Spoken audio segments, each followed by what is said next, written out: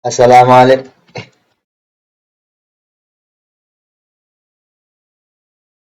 Assalamualaikum warahmatullahi wabarakatuh. Selamat siang semuanya. Perkenalkan nama saya Muhammad Al-Araf dengan NIM C1C0231128. Di sini saya akan mempresentasikan hasil kerja saya mengenai akad musyarakah pada mata kuliah akuntansi syariah. Baik, tanpa memperpanjang waktu lagi, langsung saja kita memasuki sesi pembacaan materi. Untuk materi yang pertama yaitu definisi akad musyarakah. Apa itu akad musyarakah? Akad musyarakah adalah kesepakatan yang dilakukan dari pemegang permodalan yang digabungkan dengan bersama dan bertujuan memperoleh nilai untung, pembagian hasil terhadap bisnis yang dijalankan, dan diberi berdasarkan dana yang didapatkan ataupun disepakati. Selanjutnya ada jenis-jenis dari akad musyarakah, yaitu terbagi menjadi tiga. Yang pertama musyarakah konvensional, musyarakah mutanakisah, dan musyarakah wal murabahah.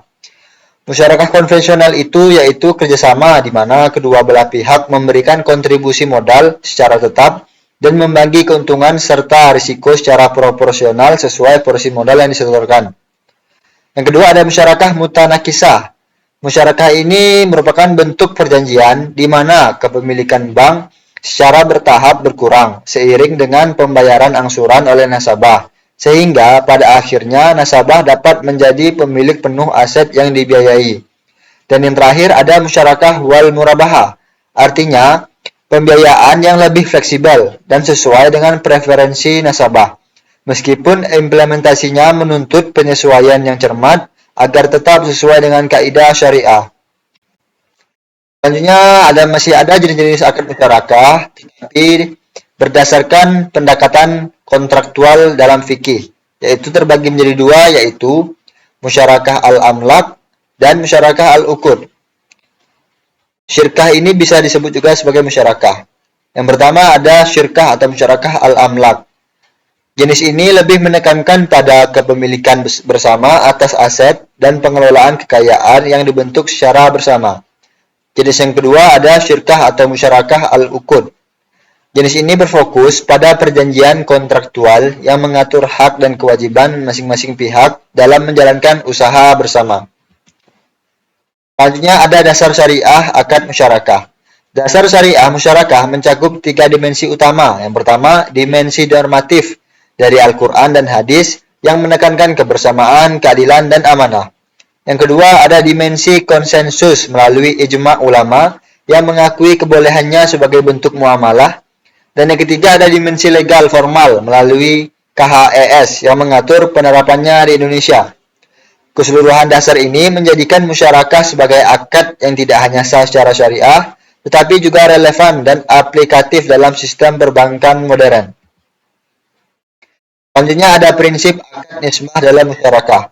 Menurut DSN MUI, memberikan dua metode yang dapat digunakan sebagai standar dalam hal penentuan nisbah bagi hasil dalam akad musyarakah, yakni profit sharing dan revenue sharing. Yang pertama ada profit sharing. Profit sharing adalah neto dari total pendapatan setelah dikurangi dengan biaya-biaya yang dikeluarkan untuk memperoleh pendapatan. Kemudian ada revenue sharing. Revenue sharing adalah total seluruh pendapatan sebelum dikurangi dengan biaya-biaya yang dikeluarkan untuk memperoleh pendapatan tersebut. Selanjutnya ada perlakuan akuntansi, yaitu PSAK 106.